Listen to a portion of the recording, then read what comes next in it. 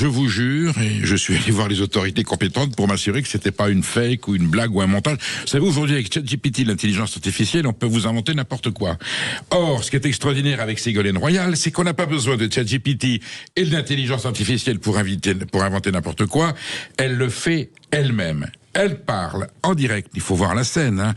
Elle parle en direct d'Alger, elle vient de rencontrer le président Tebboune, elle est à un pupitre où il y a marqué, voilà, en lettres arabes, l'objet de la rencontre, son statut, et elle explique que l'Algérie est un pays qui a droit à sa souveraineté nationale, qu'il est temps que les autorités françaises reconnaissent et respectent la souveraineté nationale de l'Algérie, qui est un pays qui est dans le progrès, et que le président Tebboune est à l'écoute, est quelqu'un de tolérant. Enfin, on tombe des nues. Hier, on avait le selfie de Madame Hidalgo se rendant en avion tout sourire à Auschwitz, comme si elle allait à Disneyland avec son staff.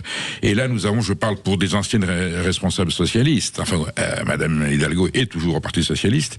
Ségolène Royal a été la candidate du Parti socialiste en 2007, et elle parle d'Alger. Je me souviens de Georges Marchais qui, depuis Moscou, expliquait que le bilan de l'Union soviétique était globalement positif, hein, malgré les millions de morts du goulag.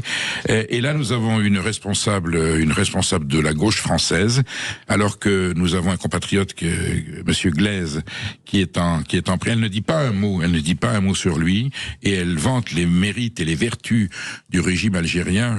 Il ne s'agit pas de les insulter non plus, mais peut-être qu'elle aurait pu attendre de venir en France en disant peut-être qu'il y a un malentendu qu'il faut dissiper, mais proclamer depuis Alger que l'Algérie est exemplaire et que la France se comporte mal avec elle, je ne trouve qu'une explication, c'est qu'elle va se présenter, donc là on a une déclaration de candidature à la présidence de la République.